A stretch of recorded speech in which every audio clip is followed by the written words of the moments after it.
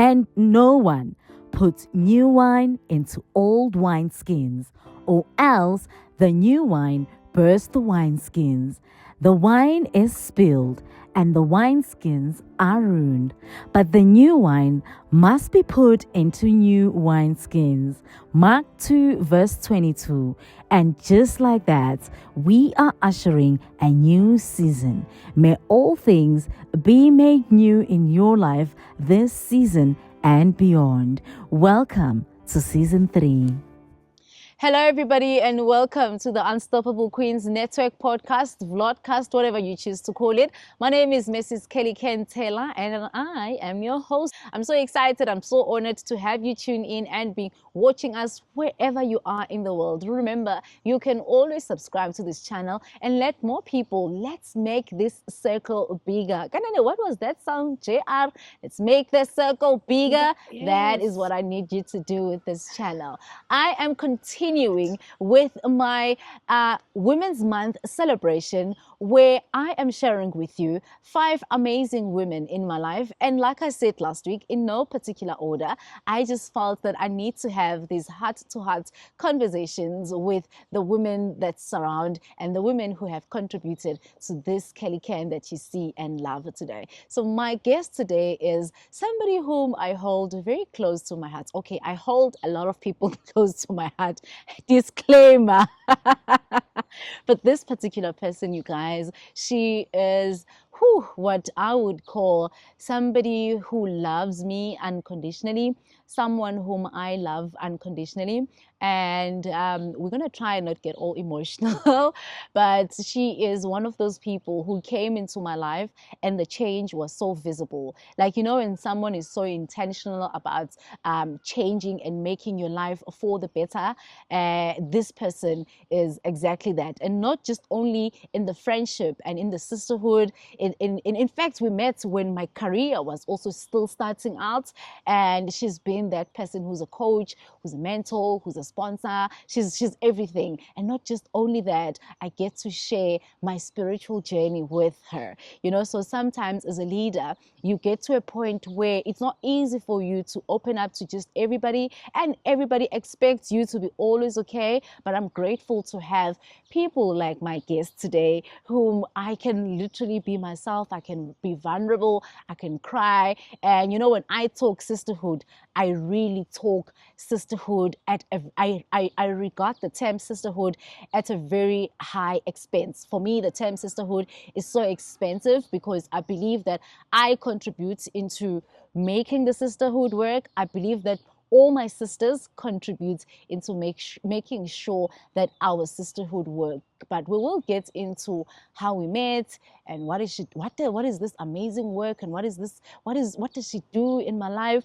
We will get into all of that, and I want to introduce you to future Dr. Nokuthula. Oh, I love it. Thank you. I received the doctor. Yes, of course, my CEO. Oh, wow. Oh, wow. How Thank are you doing today? I am good. I'm good, You, Kels. you are amazing. Yes, I You call look you amazing. Kels. Thank you. Right. On a scale of 1 to 10, how would you describe you today? Definitely a strong 8. A very strong 8. I love it. Great. I think I would give it 10. I'd give it 10 out of 10 today. It's Sunday. We just came out from church and the word was amazing. The word was powerful. And yeah, so I would give a 10 out of 10 today. So as you've been watching the channel, you do know that we start off the show by asking you what is your favorite Bible verse and why? My personal favorite Bible verse is actually Joshua 1 verse 8. And why? I think the entire book of Joshua, especially Joshua 1, means a lot to me. Yeah. It's a book God gave to me in my life during a very rough time. I'd lost somebody in my life. Yeah.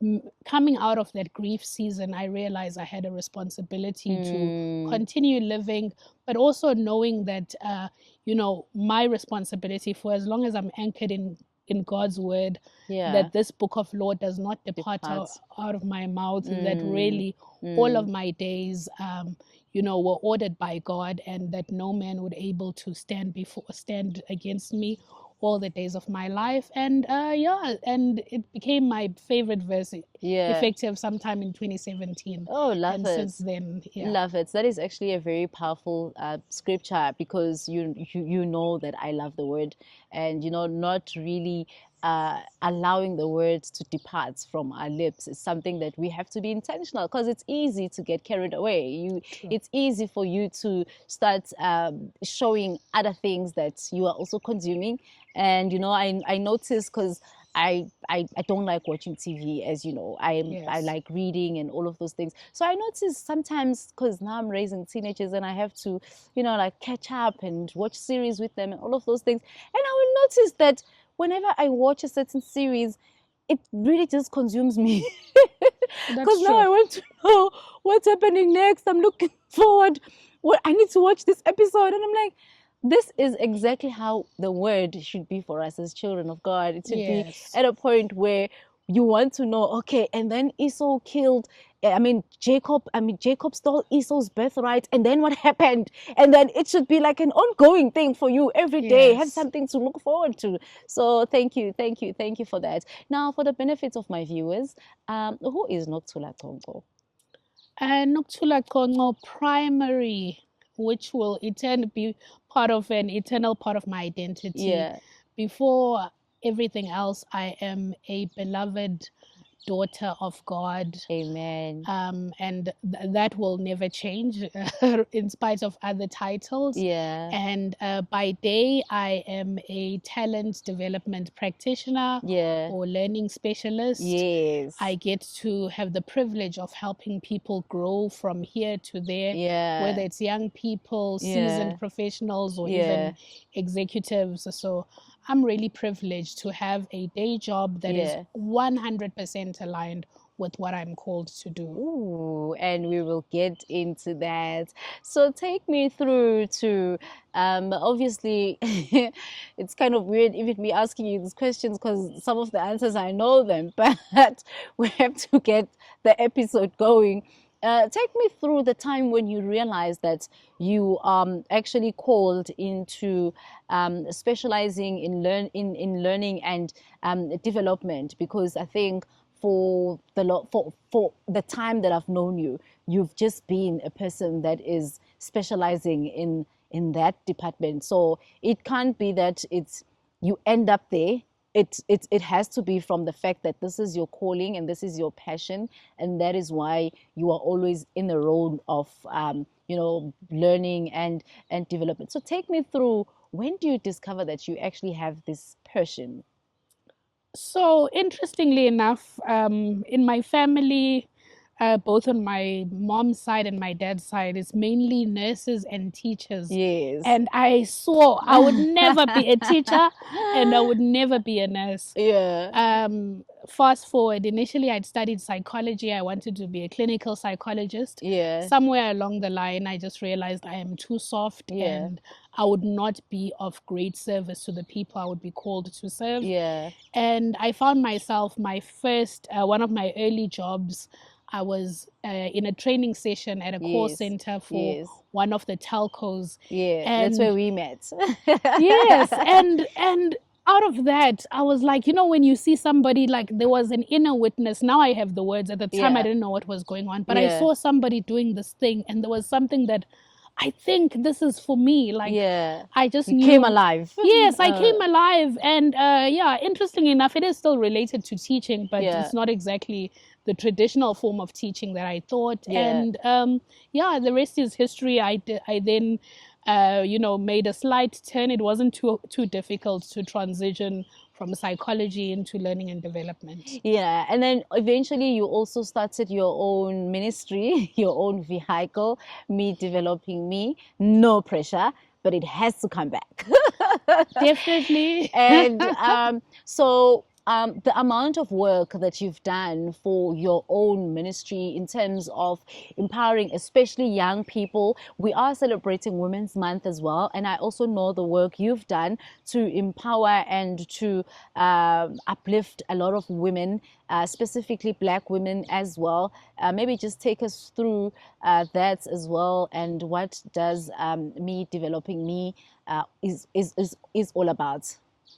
So me developing me, it really, and it's about to go through a rebrand. Yeah. And it will be called I Am Developing Me. There's Ooh, okay. yes, Yeah. that was in consultation with God. Yeah. But really, it is really about helping individuals transition, whether young people, seasoned professional, or women, Yeah. transition and and look at the building blocks or the steps that they need in terms of helping them cross the bridge between where they are at and where they want to go to. Yeah. So there is a skills component of that, but there's also a personal, a self-mastery piece to it, because especially in the work that I do on a daily basis, we can give an individual all the skills. Yeah. But if the inner self, the personal mastery is not quite there, then the results may not quite be what we want. Yeah. And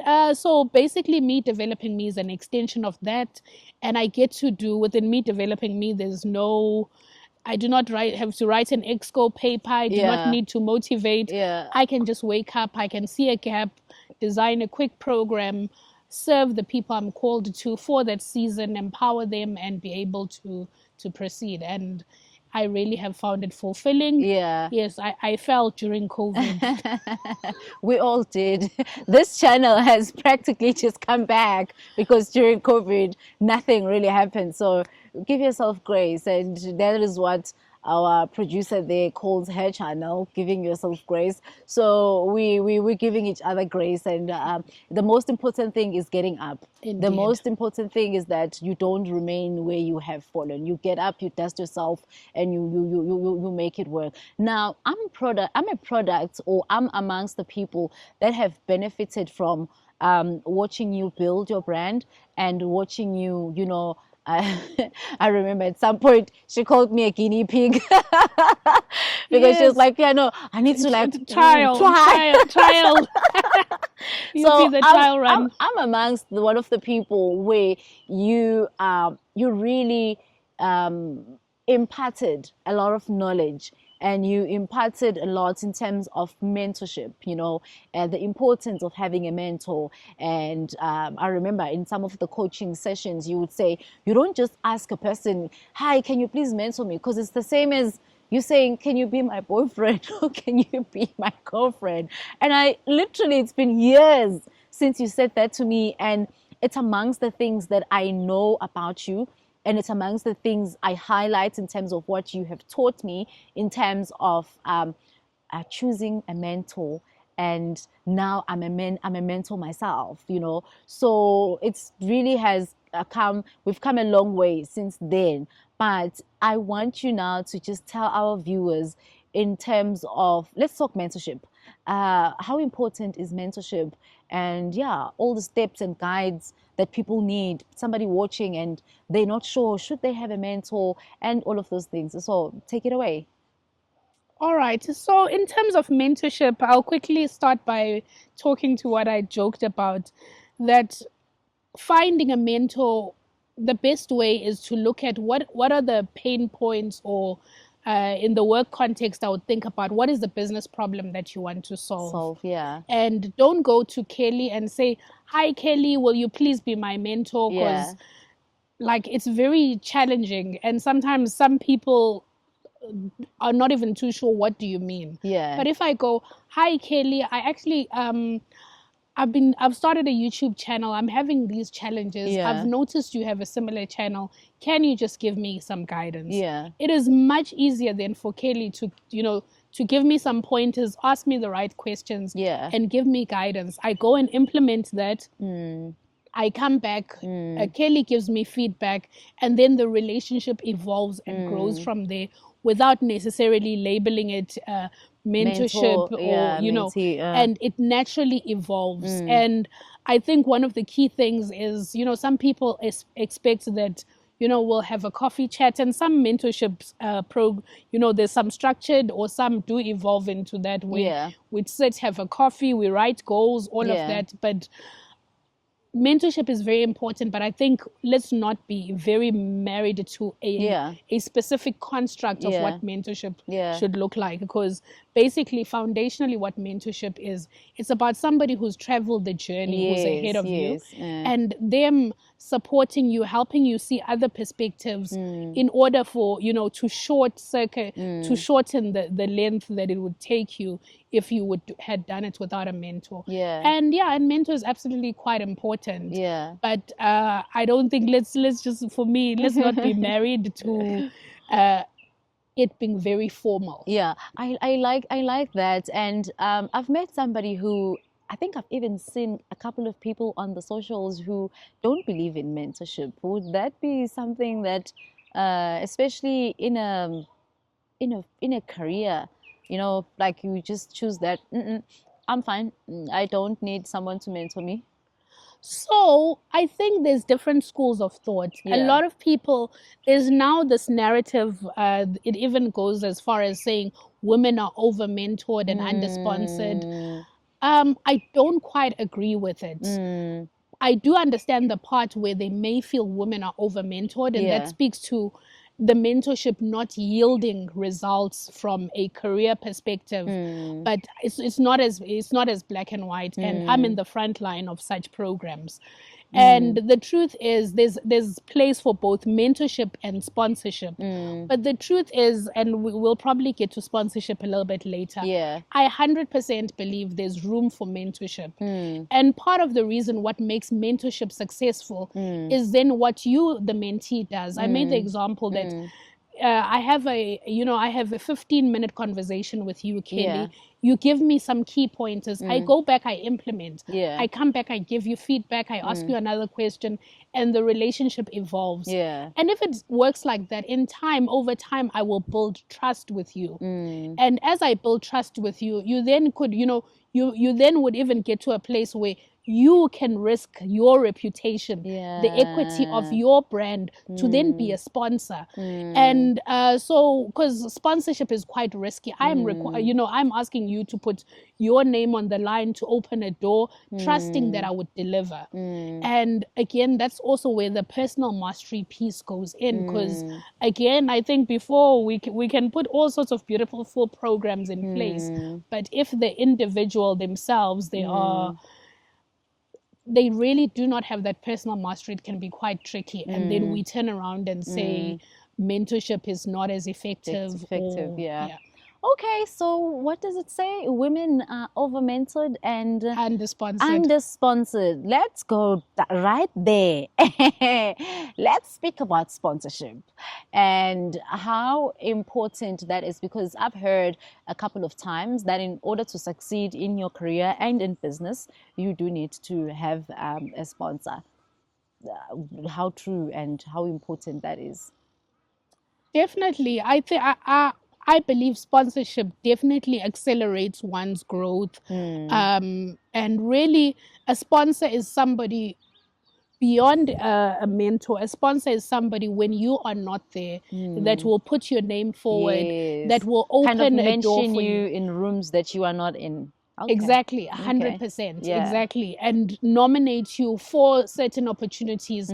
But before we even get to sponsorship, the truth is, if I'm asking you, Kelly, to be my sponsor, you need to have sufficient faith in me. And I should have some kind of credibility capital with you. That if you put my name forward, I will deliver, and I will not harm your name. If you put my name forward, I will not go there and be asking for, I don't know, for certain favors that are not applicable in that context. So sponsorship is absolutely important, but I believe mentorship is fundamentally still the foundation, because for somebody to be a sponsor, you're asking them to risk the credibility, to risk the name that they have built and their track record over time. I mean, not to digress, but I mean, currently there's a story that is on the on the news of a particular lady who has done something that is not right, and I can't help but to think of this person's sponsor and this person's mentor,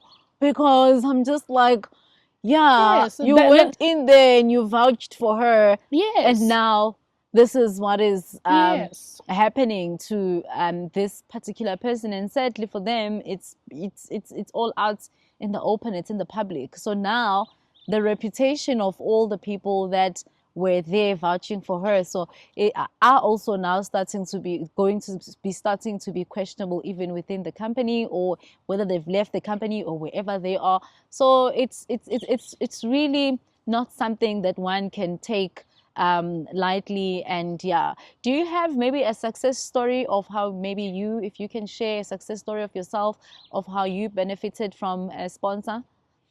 I have benefited from a sponsor. Even there's been examples, for example, certain, and I'm going to go a little bit into some of the work around careers. Yeah. Like I have had opportunities, either whether it's be speaking engagements or even career opportunities Yeah. that were opened by somebody who could vouch for me, Yeah. where they could, some companies have internal referral programs, and I was referred one of the jobs I've been in by somebody who was quite senior, and I was like, I can assure you this Yeah. individual will deliver. You Yeah. can trust them. And what that did for me, it opened the door. I still had to go through the interview process. I still had to show up fully. And even after having received the job, I Yeah. still had a responsibility to continue to deliver, to be excellent. But and ultimately, even that individual who was my sponsor, who was actually, she still remains a mentor in my life till this day. But again, that person risked their name to say, you know what, I noted there was this role. I know somebody who I think is an ideal candidate for what we're looking for. Likewise, I've also had a few speaking corporate engagements where it was truly individuals who had put their name to open a door for me.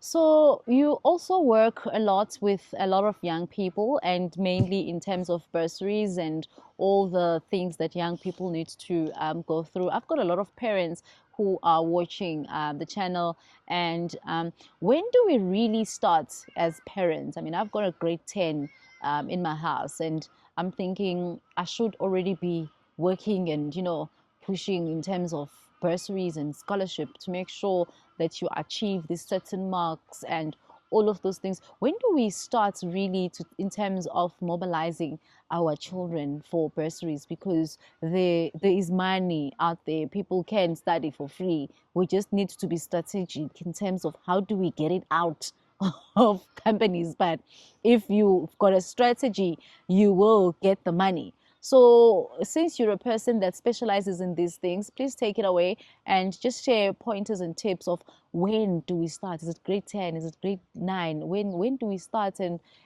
all of those things in terms of preparing our children for bursaries? Okay, interesting. I would say as early, probably even as early as when they start. In my time, it was standard 6. I believe it's grade 8. Yes. Yes. Yeah. One, understanding, even just observing your child's interests, but also studying the market, or just doing some research in terms of where careers or where even business is going in years to come. Yeah. And once we've sorted that part out, coming a little closer to bursaries, etc., I would say late grade 10 is ideal, because a lot of companies they look at from grade 11. Like some companies start recruiting 18 months, 24 months in advance. So grade 11 results become quite critical. But also understanding the industry. One of the things I know, there's somebody who's now gone into just that space full time. Yeah. But they had highlighted a young person who, from as early as, I think this person was in grade 11, they wanted to enter this field. Yeah. And it was shocking that someone in grade 11 has a LinkedIn account, but they had reached out that I want to do this, I want to do that, and they even just had some kind of insight. So even this individual was the head of early careers, but you can imagine they took a special interest in this young person, and they are en route to becoming a professional in that area. Yeah. But it really is about starting as soon as possible. Study the different organizations. What are their criteria? What do they look for? So that even it then starts becoming a part of your child's vision from both results perspective, aligning even just some of their interests. Because again, I deal a lot with also the graduate recruitment on the other side. Once they're now trying to enter into the career, what will set them apart is them having started early, because then even their CV will have something, because a lot of graduate CVs look identical. But yeah. Yeah. So when I started the segment, I did say that I will share on what Nokuthula does in my life, and this is probably going to be our closing segment. And you know, as a person, you need to have an Nokuthula in your life. Oh wow. Oh wow. You need to I love have it. a destiny cheerleader. So we're going to be talking about destiny cheerleaders, because I've known Nokuthula for it's been a very long time. I think I don't know in terms of years, but it's been a very long time. And in all those years, she's been around when I was like, we met when I was starting at that multi media company, and she was then my coach. And she literally picked me from the rest, and she identified something in me. And you know, from there, when I moved to the bank, I moved later on. Now I'm in business, but along my journey, there's been good times, bad times, difficult times, great times. And in all those seasons, somebody said, if Mzalane says it, they are going through seasons, they are going through a tough time. That's a lie. We go through different seasons. But in all those seasons, I have a clear picture of her being my support. In all those seasons, I've never had a season where she wasn't present, whether it was a season to celebrate with me, or it was a season to cry with me, or it was a season to build with me. I've started businesses that have failed. She supported all those businesses. She said, "Yo, it's a whole lot. I'm not gonna ruin it, because I might decide one day to put it in a book." But it's been like, as I'm saying, we now talking about destiny cheerleaders, people that are not afraid to put a stamp on what I'm doing. You know, they're not afraid to say, yeah, no, support her. I know her because she's this type of a person. They can literally vouch that I am this person. So she is an easy that person for me. And when we talk about destiny cheerleaders, it's people that see beyond what you see. You know, one could even argue that they even see the potential. They even see what others maybe even despise, and they're like, no, that little bit of spark, I can work with it. So talking about destiny cheerleaders, the fitting question would have been, what did you see in me to cheer me up so much? But I will not put it like that.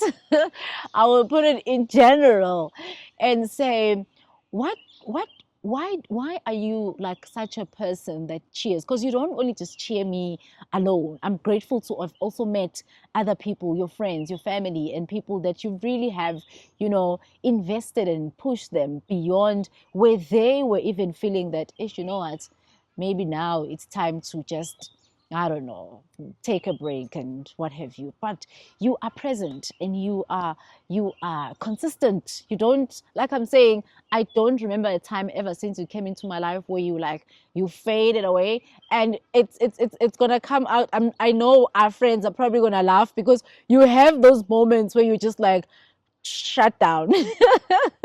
But even during your shutdown periods, I know that you've got my back. I know that you are there. So why are you a person that is, you know, cheering others to go on? So I'm going to answer the second part of your question Yeah, about you in particular yeah, shortly. yeah. So I think generally for for any individual to be somebody where you would find yourself with individuals willing to be your destiny cheerleader, your sponsor, your mentor. Yeah. It again goes back to that you and the relation and the not relationship, the credibility capital that you build with people. Yeah. And you showed that. And then I'm gonna come back to you quickly. Yeah. You personally, and I've normally told this to you as a joke. I Yeah. have a lot of friendships that evolved, or that, you know, it didn't start off, you know, me deciding Yeah. one of the things when I'd first met you, I was new in Johannesburg. Yes, as much yes, as yeah. I was in a position Yeah. to be developing others. Yes.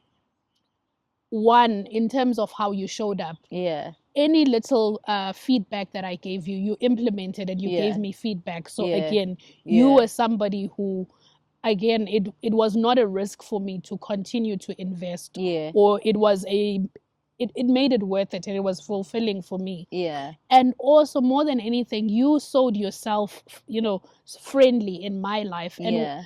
and we won't tell the specific example, but there was a specific day and a specific time when I decided this person is Yeah. going to be my friend. And Yeah. you know, Yeah. and you had given me, you actually hadn't even confronted me, but you asked me confronting questions Yeah. about a very dangerous situation. I was on my way into entering the forest, being new in Johannesburg. Yeah. And for me, as I reflected later on, I was like, Yeah. wow, this is, you Yeah. know, this girl, I would love to have her in my life beyond. Yeah. And outside of that, being a destiny cheerleader, you really have been somebody who one can risk. I could risk my feedback. I could risk even just my heart with. And and the rest has evolved. But again, it has, you know, gone back to your credibility. And it's not about perfection, but it's about having that credibility that, yes, I will not be shocked. Yeah. Yeah. You know, like even this video right now, it's going to be on the internet till we are very old. Yes. And I'm comfortable that tomorrow I will not be shocked and be like, yo, I never knew that lady. Take down that video. Take it down. Yes. Yeah. Scrub it. Yeah. No, I thank you. Thank you for that. And, you know, in the work that you do, and obviously because you get to change a lot of lives and you get to impact a lot of lives, how important is your faith? And how do you align your Christian values into what you do? Because I can just imagine working with all different young people, and we know young people to be famous for raging hormones. So how is that being like Christ in the workplace working out for you? It's actually been amazing. At times, I have felt it cost me, because there has been glamorous, sexy opportunities that are like, you know, will transform my life financially so drastically, that I've had to unfortunately withdraw, because I believed it wouldn't honor Christ, and again, it would hurt my credibility tomorrow when I'm trying to witness to this young person, etc. So it has played a role there. But again, also, it has helped me, you know, quite often we talk about toxic workplaces. I have been in environments where, I have gone home, I have cried, but also in how I have fought or have managed going back, and, you know, that secret place, being able to cry to God. And interestingly enough, some of the situations, you know, God eventually answered the prayer like 3-4 years down the line in such an amazing way, where I was like, wow, God, you are a God of justice. But at the time I did not see it, and I cried. You know, you rescued me out of that. But you ultimately even preserved some of the individuals who were innocent in those situations. So I'll pause there. There's somebody who's watching us and they want to get into skills and learning and development and do exactly what you do. What word of advice or word of wisdom do you have for somebody who's watching us? For anybody at home, I would say start where you are. If you have any interest in developing people, start where you are. You can also reach out to me on LinkedIn. Yeah. Another thing you can do is you don't even need Nokuthula physically to mentor you. You can have inspirational mentors. Yeah. Look for people who are already doing the work that you've done. There's a saying that success leaves clues. Look at their journey and Come what on. and what they have, where they have been, and you'll start to notice there are probably certain organizations that are common across certain even groups to follow. That is just a very easy generic way that helps you give you more insight about a specific career field that you may be interested in, whether it's what I do or any other career or industry. Yeah, exactly that. We have come to an end. And where do people find you? Where can they connect more with you? I know it's in shambles right now. Yes. But Okay. Well, one place I'm still quite reasonably active on is on LinkedIn. LinkedIn, yeah. You can just type my name, Nokuthula Chonco. I'm sure it's available somewhere on this video. Yeah. As well as I'm also available. I have a YouTube channel. It's just been on pause, as well as on Instagram. I recently, yes, I'm still a consumer on TikTok, Yeah. but I will be active. My pastor very was preaching shortly. about land today, and and one of the things I'll see if I can find that sermon link and put it somewhere on the channel for you guys to go and watch it. And one of the things that she got angry about, and after service, one of the people in the boardroom then says, "You know, when you were speaking about land." We could visibly see it on your face that you were literally getting angry. So I'm also having this moment, and it's probably because the word is still fresh in my head, that we're sitting outside this land here in North Riding. Ne? There's this piece of land ne, Yes. is big enough for all of us. So you just need to tell me when and where you need to start recording your YouTube channel. No, I will. We will be seeing the results in the near future. Because we are ready for your YouTube channel. We want it. I want it back, and Yes. I am going to low key nudge start. Yes. No. Now directing. that I even have a producer, We're gonna start directing you back to the channel. I'm coming back. Well, my friend, thank you so much for being my guest today, and thank you for coming through.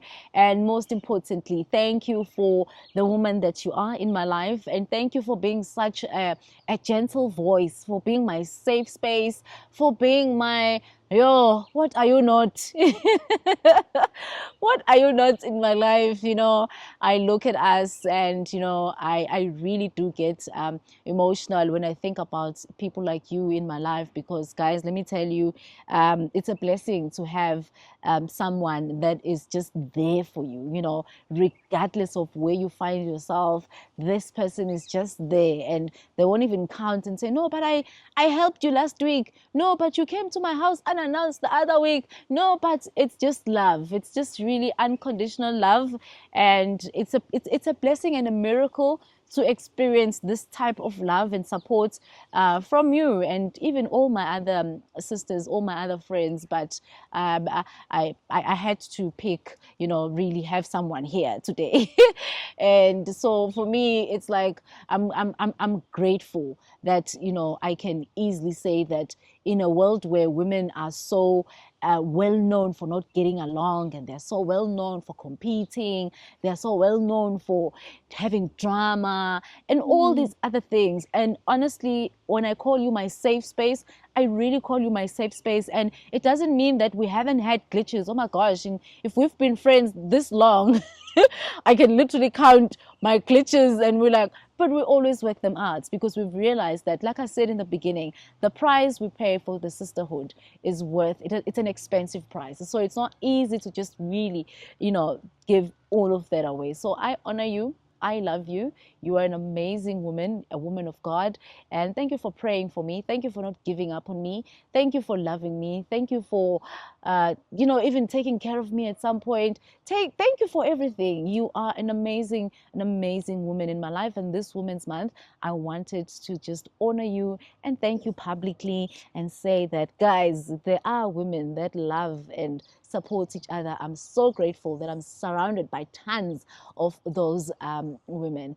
And with that said, We are going to be wrapping up today's episode. I hope that maybe we have inspired you to reconnect with the person who is in your life. And if you are watching this and you have amazing women in your life, make it a point that you let them know that they are amazing women and that you love them and that you are grateful that they support you. You are grateful that they are there for you. Let's change the narrative this Women's Month that women pull each other down, because in this unstoppable world, we are here to pull each other up.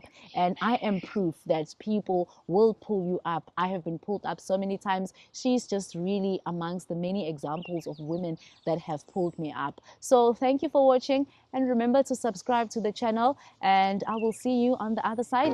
Have yourself a blessed day. Thank you.